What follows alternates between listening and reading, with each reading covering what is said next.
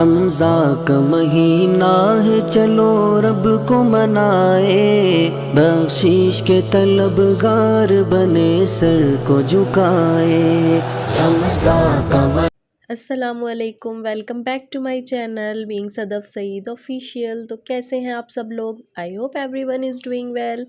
तो गाइज़, रमज़ान चल रहे हैं, रमज़ान का महीना चल रहा है और इस महीने में हम इफ़्तारी भी डिस्ट्रीब्यूट करते हैं। तो ये जो आज का मेरा वीडियो है, ये है इफ़्तारी डिस्ट्रीब्यूशन का वीडियो। तो इसमें मैंने ये सबसे पहले जो मैंने मीठी पूरी बनाई थी, जो मैं इफ़्तारी डिस्ट्रीब्यूट करने वाली थी उसके लिए, तो ये सारे इंग्रेडिएंट्स थे उसके, जिसमें मैदा वगैरह, चीनी और ड्राई फ्रूट्स वगैरह मैंने लिए थे। तो सबसे पहले मैं आपको एक एक करके बताती जाऊंगी कि मैंने इसमें किन किन चीज़ों का यूज़ किया है, और इसका डिटेल्ड वीडियो अगर आपको देखना हो तो वो मुझे बता दीजिएगा, वो मैं बाद में अपलोड कर दूँगी अपने चैनल पर। रमज़ा का महीना है, चलो रब को मना। तो सबसे पहले मैंने मैदा ले लिया था। ये मैंने ऐसे ही क्वांटिटी कुछ रैंडम ही ले ली थी चीज़ें, ऐसा कुछ मैंने ऐसा नहीं था कि हाफ़ केजी या 1 केजी पूरा मैंने मेजर करके लिया हो, तो उस तरीके से। लेकिन डिटेल्ड मैं शेयर कर दूँगी बाद में फिर कभी आप लोगों के साथ में। तो ये मैंने सबसे पहले इसमें जो घी था उसको मैंने इस तरीके से लिक्विड कर लिया था उसको, क्योंकि सर्दी का टाइम है थोड़ा सा, तो वो काफ़ी सॉलिड सा था। तो उसको पहले मैंने गर्म करके हल्का सा वार्म करके वो लिक्विड हो गया था। उसके बाद में मैंने मैदे में उसको डाला, और इस तरीके से हम घी डालने के बाद में ऐसे मसलते रहेंगे अपने आटे को। तो उससे क्या होता है, जो हमारी पूरियाँ होती हैं वो बहुत खस्ता बनती हैं। तो इस तरीके से हमारा बन के रेडी हो गया था ये जो हमारा आटा था। उसके बाद मैंने इसमें नारियल, कद्दूकस किया हुआ नारियल डाल दिया था, और चीनी, इसमें शुगर डाल दी थी। और इस तरीके से फिर हम इसको मिक्स कर लेंगे अच्छे से, सारी चीज़ें ये सब डाल के। और थोड़ी मुझे शुगर कम लगी थी तो मैंने और डाल दी, और ये इलायची पाउडर मैंने इसमें डाल दिया था। अगर आपको इलायची की खुशबू पसंद नहीं है तो कोई इशू नहीं है। और बाकी मैंने जो सीसम सीड्स थे, क्योंकि सर्दी अभी अभी गई हैं, बस अभी चल भी रही हैं हल्की हल्की सर्दी, तो सीसम सीड्स अच्छी लगती हैं। तो सीसम सीड्स, ये तिल जो थे, मैंने इसमें यूज़ किए हैं। और फिर उसके बाद मैंने केवड़े का वाटर यानी एसेंस जो है उसका यूज़ किया। तो वो ऑप्शनल हैं ये चीज़ें, आप चाहें तो डालें, चाहे तो नहीं, तो एसेंस वगैरह। तो उसके बाद हम इसको अच्छे से मिक्स कर लेंगे, सारे यही सारे इंग्रेडिएंट्स बस इसमें यूज़ होंगे। और फिर इसमें हम हल्का हल्का सा पानी डालकर, आप चाहें तो हल्का सा वार्म कर लें पानी को, हल्का सा गुनगुना कर लें। और गुनगुना करके हल्का सा, उसके बाद इस आटे को आप डो को तैयार करें, और थोड़ा थोड़ा ही पानी का यूज़ करना है, एकदम से बहुत ज़्यादा पानी नहीं डाल देना है, जैसे मैं हल्का हल्का सा यूज़ कर रही हूँ ऐसे। और इसी तरीके से इसको, जैसे मैं मिक्स कर रही हूँ आटे को, इसी तरीके से मिक्स करते रहना है इसको। और इसी तरीके से इसको साइड से फिर जो थोड़ा बहुत पानी डालकर हमें इस तरीके से इसको गूंदना है। तो ये जिस तरीके से मैं दिखा रही हूँ आपको, अगर आप इस तरीके से बनाएंगे तो आपकी जो ये पूरियाँ हैं, मीठी पूरियाँ, ये बहुत टेस्टी बनेंगी और बहुत खस्ता बनेंगी। तो और बहुत ज़्यादा इंग्रेडिएंट्स का भी यूज़ नहीं हुआ, और बहुत आसानी से आपकी ये कचौरियाँ बनके, पकौड़ी, सॉरी, ये जो कचौरी और पकौड़ी याद आ रही हैं, तो ये जो आपकी पूरियाँ हैं ये बनके रेडी हो जाएंगी। तो खैर, अब हमारा ये आटा इस तरीके से गूंद गया था, इसमें कम से कम 10-12 मिनट लगे थे। इसके बाद में हम इसमें हल्का सा ऑयल लगाकर और हल्का सा 1-2 बार हम गूंद लेंगे। और इस स्टेज पर आपको पानी का यूज़ नहीं करना है, और ये बहुत ज़्यादा हार्ड भी नहीं होना चाहिए और बहुत ज़्यादा पतला भी नहीं होना चाहिए, मीडियम रहना चाहिए ये। तो इस तरीके से हमने इसको चारों तरफ ऑयल लगा लिया, और ऊपर से थोड़ी सी सीसम सीड्स और लगा दी थी, क्योंकि मुझे तो बहुत पसंद है इसकी जो खस्ता खस्ता सी, जब ये सीसम सीड्स की खुशबू आती है ना, तो बहुत अच्छी लगती है। और ये बहुत हेल्दी भी होती हैं, तो आप जितना चाहें यूज़ कर सकते हैं, कोई इशू नहीं है। आपको कम पसंद है, कम यूज़ करें। उसके बाद मैंने इसको 20-25 मिनट के लिए रख दिया था आटे को ढककर। तो ये देखिए, हमारा ये बैटर बनके, ये डो बनके रेडी हो गया है इसका। और इसको हम एक बार और गूंद लेंगे हल्का सा, मतलब 1-आध मिनट के लिए हल्का सा ऑयल लगाकर इस पर, और इस तरीके से गूंद लेंगे, क्योंकि वो अच्छा रहता है। 1-2 मिनट तक और गूंद के फिर 5 मिनट के लिए आप और रख दो इसको। फिर उसके बाद जब आप पूरियाँ बनाते हो तो वो बहुत टेस्टी, बहुत खस्ता बनती हैं। तो कुछ ये जो होती हैं ना छोटी-छोटी सी ट्रिक्स होती हैं जिसको इस्तेमाल करके हम अपनी पूरियों को और अच्छा बना सकते हैं। तो ये हमने इस तरीके से, हमारे ये 4 पीस हो गए थे इस आटे के, और ये हमारी काफ़ी सारी पूरियाँ इसमें बन के रेडी हो जाएँगी। जितनी हमें डिस्ट्रीब्यूट करनी है वो भी डिस्ट्रीब्यूट हो जाएँगी इसमें। हमने उसी हिसाब से अपना आटा लिया है ये, और बच भी जाएँगी घर के लिए भी। तो इसको आप बाद में भी रख के खा सकते हो, 10 दिन, 8-10 दिन आराम से रख के खा सकते हो, ये ख़राब नहीं होंगी। तो इस तरीके से अब आप ऑयल लगा लिया आपने अपने बेलन वग़ैरह पर और चकले पर, और फिर इसको हम, ताकि ये चिपके नहीं, और हल्का-सा लगाना है, बहुत ज़्यादा भी नहीं लगाना है। और इस तरीके से ये देखिए, ये हमारा बैटर इस तरीके का है, ये ऐसा रेडी हुआ है हमारा, पतला-सा थोड़ा-सा, बहुत ज़्यादा हार्ड भी नहीं, बहुत पतला भी नहीं। और हमको जिस साइज़ की भी पूरियाँ बनानी है, उस साइज़ का आप कुछ भी कटर ले लें। मेरे पास ये एक बॉटल थी, उसका ये कैप था, तो उससे मैंने ये कटिंग कर ली। कटर्स भी आते हैं, तो वहाँ वो मार्केट से वो भी आप ले सकते हो, और मेरे पास तो नहीं था इस टाइम, तो फिर मैंने उस कैप से ही बॉटल के इसको कट कर लिया।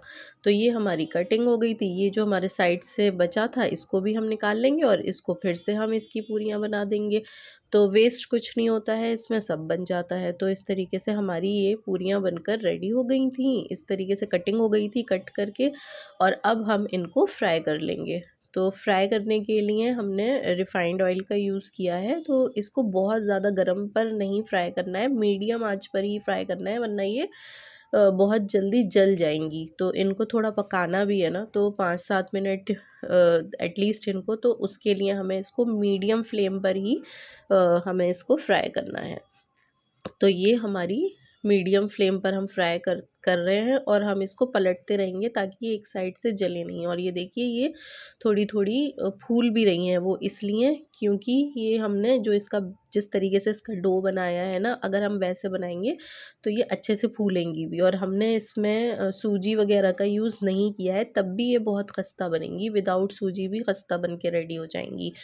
तो अगर आप मतलब जब डो तैयार करते हैं, या जो उसकी प्रिपरेशन होती है डो की, जब वो आप इस तरीके से करें जैसे मैंने आपको बताया है, तो बिना सूजी के भी आपकी जो पूरियाँ हैं, ये मीठी पूरियाँ, ये बहुत खस्ता बन के रेडी हो जाती हैं। अगर, क्योंकि हर घर में ज़रूरी नहीं है कि सूजी अवेलेबल हो, तो कभी-कभी नहीं भी होती, तो इस तरीके से भी हम बना सकते हैं। तो अब हम इसको निकाल लेंगे, और जब ये गरम-गरम बन के निकलती हैं, तो ये थोड़ी-सी अलग तरीके से, मतलब बिल्कुल ही सॉफ्ट सी वैसी होती हैं, लेकिन क्रंची थोड़े, जब आप रख देंगे इसको 1-2 घंटे के लिए, 2 घंटे बाद जब आप इसको चेक करेंगे, तो ये बहुत क्रंची हो चुकी होंगी। क्रंची मतलब कि बहुत हार्ड नहीं होंगी, क्रंची होंगी, और बिल्कुल घुलने वाली, कि मुँह में घुल जाएँ, मतलब आप जब इसे खाएँ तो वैसी क्रंची ये हो जाती हैं। व वो वाली नहीं कि आप इसको तोड़ें तो टूटे ही नहीं। तो वो आपको बस ये 5-7 मिनट ही हल्की आँच पे पकाना है, बहुत ज़्यादा भी नहीं पकाना है इसको।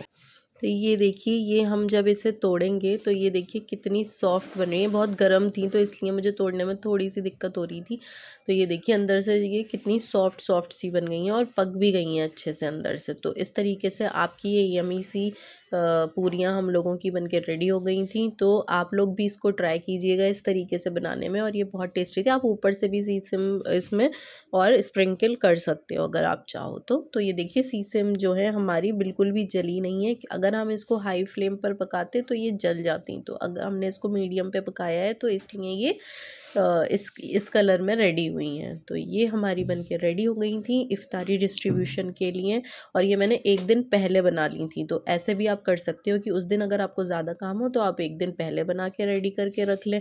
और अब हम बना रहे हैं नमकीन जो खस्ता होती हैं वो। तो ये भी मैंने 1 दिन पहले ही बना के रेडी करके रख ली थी। तो इसके लिए भी हम सेम तरीके से ही हमने घी को वार्म कर लिया था, थोड़ा-सा लिक्विड में ले आए थे हम उसके लिक्विड फॉर्म में, और हमने उसको मैदे में मिक्स कर लिया, और इस तरीके से हम इसको 5-7 मिनट तक मिक्स करते रहेंगे। तो वो हमारी वो भी बहुत खस्ता बनेंगी। तो ये एक ट्रिक होती है जो आपको इस्तेमाल अगर आप करोगे तो आपकी बहुत खस्ता बनेंगी, चाहे आप मीठी बना रहे हैं चाहे नमकीन बना रहे हैं। और इस तरीके से देखिए, इसको इस तरीके से करते रहेंगे हम 5-7 मिनट तक। तो ऐसे करते रहेंगे और बीच बीच में हम देखते भी रहेंगे कि हमारी बन के रेडी हुई, मतलब ये जो है हमारा मिक्सचर रेडी हुआ। तो इस तरीके से हम तोड़ के भी देखते रहेंगे। तो अगर इस तरीके से आपका हार्ड सा एक बन रहा है, इकट्ठा हो रहा है आटा, तो इट मीन्स ये रेडी हो गया है आपका। तो ये हमारा ये आटा रेडी हो गया था, अच्छे से मिक्स हो गया था इसमें घी। अब हमने इसमें नमक डाल दिया है अपने हिसाब से, आप जितना चाहें, जितना आप आटा यूज़ कर रहे हैं, मैदा यूज़ कर रहे हो उस हिसाब से। और इसके बाद में हमने इसमें अजवाइन डाली थी। अजवाइन भी आप अपने हिसाब से यूज़ कर सकते हो, बहुत इसका खस्ता सा टेस्ट आता है, अच्छा टेस्ट होता है इसका भी।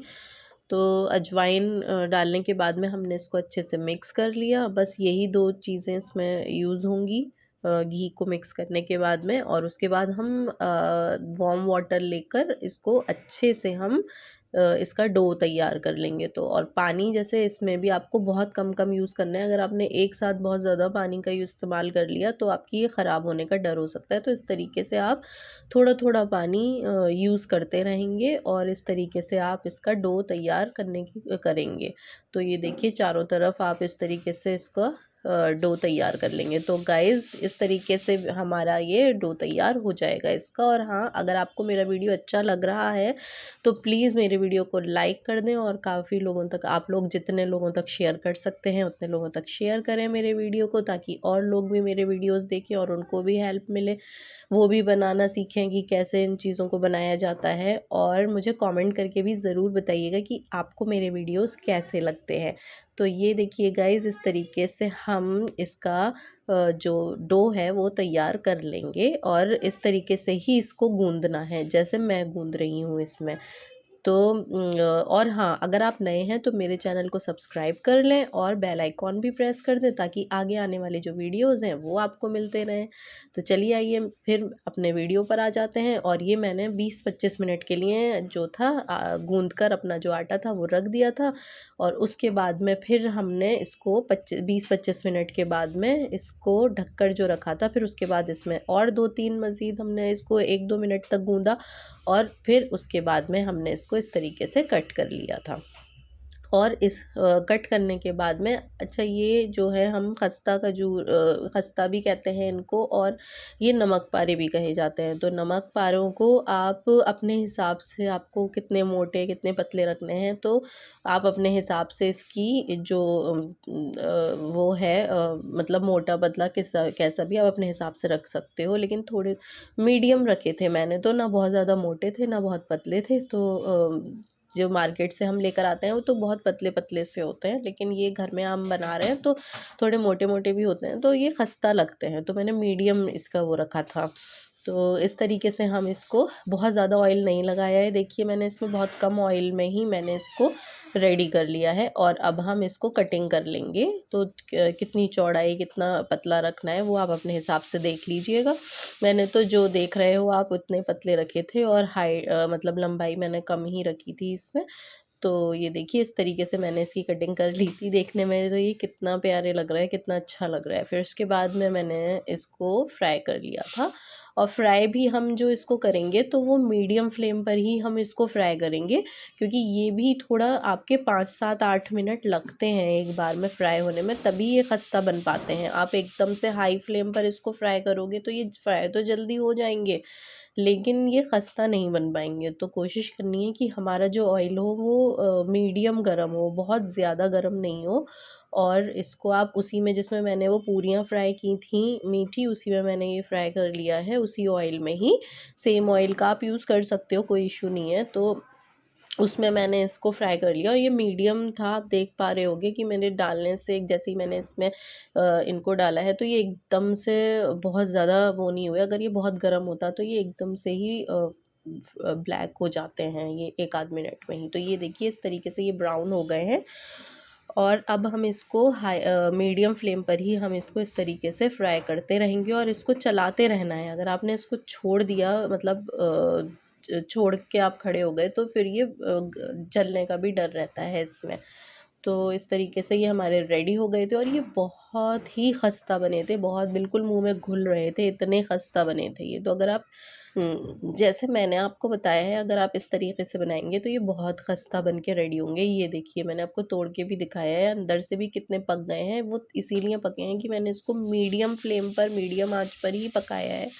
तो उसी हिसाब से आप भी ऐसे ही बनाइएगा और ये आपके खस्ता बन के रेडी हो जाएँगे और आप इसको 1 दिन पहले भी बना के रख सकते हो।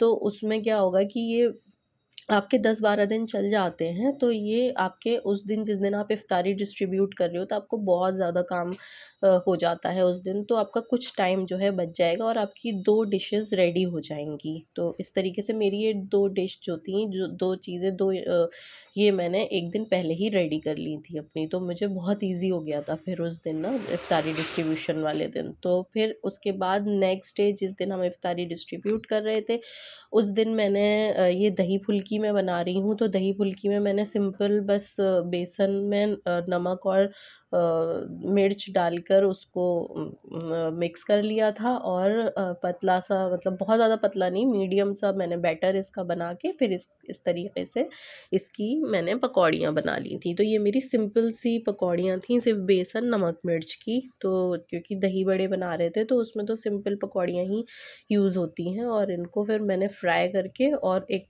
मैंने दही भी जमा दिया था, घर में ही दही जमाया था और उसको फिर मैंने फ्रिज से निकाल लिया था। जब मुझे ये पकौड़ियाँ डालनी थी उससे 15-20 मिनट पहले 20 मिनट पहले करीब मैंने, आप निकाल के रख लें कि बहुत ज़्यादा ठंडे में एकदम से नहीं आपको डालनी है। तो अगर आपका फ्रिज में दही रखा है तो उसको पहले से ही निकाल के रख लें। तो ये मेरी पकौड़ियाँ बन के रेडी हो गई थी। इसको मैंने थोड़ा-सा ठंडा करने के लिए रख दिया था 10-15 मिनट। मेरा जब तक दही ठंडा हुआ जब फिर पकौड़ियाँ बन गई और पकौड़ियों को भी मैंने फिर 10-15 मिनट ठंडा होने के लिए रख दिया और जब ये ठंडी हो गई उसके बाद मैंने इसको दही में ऐड कर दिया था। तो ये मैंने पतला सा बनाया था दही, क्योंकि इसमें आप दूध मिक्स करके इसको पतला कर सकते हो अगर आपको गाढ़ा लग रहा है, क्योंकि वैसे भी ये गाढ़ा हो जाता है। जब हम इसमें पकौड़ियाँ डालते हैं तो दही हमारा गाढ़ा हो जाता है, तो इसलिए हमें बहुत ज़्यादा गाढ़ा दही नहीं रखना चाहिए। जब थोड़ा पतला होता है तभी खाने में मज़ा आता है दही बड़े। तो और इसमें आप मसाले डालकर भी यूज़ कर सकते हो दही बड़े में। तो ख़ैर हमारे दही बड़े भी बन के रेडी हो गए थे। अब हमने थोड़े से चिप्स फ्राई कर लिए थे, क्योंकि चिप्स के बिना तो इफ्तारी इफ्तारी लगती ही नहीं है। तो चिप्स तो ज़रूर चाहिए होते हैं इफ्तारी में। तो जो है हमने डिफ़रेंट डिफ़रेंट टाइप्स के चिप्स रेडी कर लिए थे, क्योंकि घर में यही वाले चिप्स अवेलेबल थे। अदरवाइज़ और भी चिप्स होते हैं, वो भी डिफ़रेंट डिफ़रेंट टाइप के, बहुत वैराइटीज़ होती हैं, आप जो चाहें यूज़ कर लें। पर मेरे घर में यही अवेलेबल थे, पापड़ वग़ैरह उस दिन अवेलेबल नहीं थे, तो फिर मैंने यही वाले चिप्स जो थे फ्राई कर लिए। और ये बहुत यम्मी कलरफुल से होते हैं और बहुत यम्मी लगते हैं, बहुत हम तो बहुत एंजॉय करते हैं जब इफ़्तार कर लेते हैं, उसके बाद में जब चाय के साथ में हम ये चिप्स खाते हैं तो बहुत मज़ा आता है। और उसके बाद में हमने चिप्स रेडी हो गए और पकौड़ियों के बिना भी इफ़्तार इफ़्तार नहीं लगता है, तो पकौड़ी भी बननी ज़रूरी थी। तो पकौड़ी में हमने बनाई थी आलू की पकौड़ियाँ। तो आलू हमने काट के रख लिए थे, जिस शेप में आप चाहें उस शेप में बना लें आप। तो हमने गोल ये इस तरीके से राउंड शेप में काटे थे आलू और बैटर हमने इसका बना लिया था। वो उसका वीडियो मैंने बनाया नहीं, क्योंकि मुझे याद नहीं रहा बनाना, काम बहुत ज़्यादा था, इस वजह से वो मैं भूल गई वीडियो बनाना। फिर ख़ैर मैं किसी और दिन दिखा दूँगी कि मैं जो हूँ किस तरीके से बेसन को रेडी करती हूँ पकौड़ियों के लिए, तो मैं आपको किसी और दिन दिखा दूँगी किसी और वीडियो में।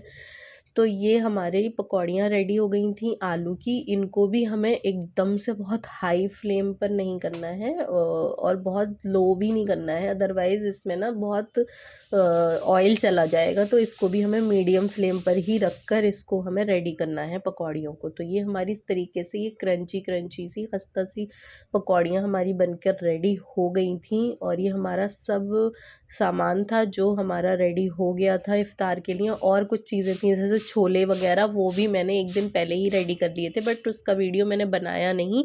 उसका वीडियो मैं किसी और दिन आपको दिखा दूँगी कि मैंने छोले किस तरीके से प्रिपेयर किए थे, तो यहाँ मैंने नहीं दिखाया है। तो अल्हम्दुलिल्लाह हमारा सारा काम वक्त से हो गया था और हमारी सारी चीज़ें रेडी हो गई थी। तो गाइज़ बहुत अच्छा लगता है जब हम इफ्तारी डिस्ट्रीब्यूट करते हैं या इफ्तार करते हैं अपने घर में। तो हमारे घर में तो हम इफ्तार नहीं कर पाए थे इस बार, लेकिन इफ्तारी जब डिस्ट्रीब्यूट करते हैं, हम सबके घर जाके इफ्तारी देते हैं, तो वो अलग ही मज़ा आता है। तब लगता है कि हाँ रमज़ान चल रहे हैं, या किसी और के घर से हमारे घर इफ्तारी आती है, तो तब भी बहुत अच्छा लगता है।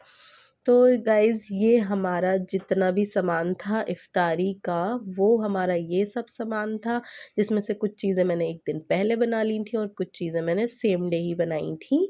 और फ्रूट चाट तो बनती ही बनती है, उसका वीडियो मैं नहीं बना पाई। तो गाइज़ ऐसे ही आपको मेरा ये वीडियो कैसा लगा है मुझे ज़रूर बताइएगा, और अगर आपको अच्छा लगे और यहाँ तक आप पहुँचे हैं और यहाँ तक आप मेरा वीडियो देख रहे हैं, तो प्लीज़ मेरे चैनल को, अगर आप नए हैं तो सब्सक्राइब कर लें और बेल आइकॉन भी प्रेस कर दें, ताकि आगे आने वाले जो वीडियोस हैं वो आपको मिलते रहें। और मेरे वीडियो को लाइक कर दें अगर आपको ये वीडियो अच्छा लगा और हेल्पफुल रहा हो आपके लिए, और लोगों तक शेयर भी करें काफ़ी लोगों तक। और मुझे कमेंट करके ज़रूर बताइएगा कि आप रमज़ान में क्या क्या इबादतें कर रहे हैं, आपके रमज़ान कैसे जा रहे हैं, ये भी मुझे कमेंट करके बताइएगा ज़रूर आप। और आप अगर कुरान पढ़ रहे हैं तो आपका कौन सा पारा आप पढ़ रहे हो, ये भी मुझे बताइएगा कमेंट करके।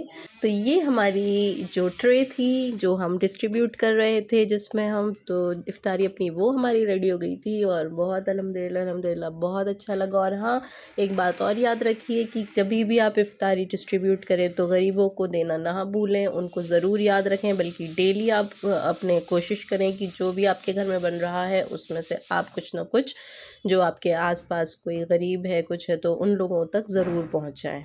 तो गाइज़ ऐसे ही अपने रमज़ानों को आप स्पेंड करें, कुछ अच्छी अच्छी चीज़ें बनाएं, इबादतें करें ज़्यादा से ज़्यादा, और ज़्यादा से ज़्यादा लोगों की हेल्प करें, ज़्यादा से ज़्यादा लोगों तक अपनी हेल्प को पहुंचाएं। तो चलिए गाइज़ मिलते हैं फिर किसी नेक्स्ट वीडियो में, तब तक के लिए आप लोग अपना ख्याल रखें और रमज़ान मुबारक आप सब लोगों को। अल्लाह हाफ़िज़, टेक केयर।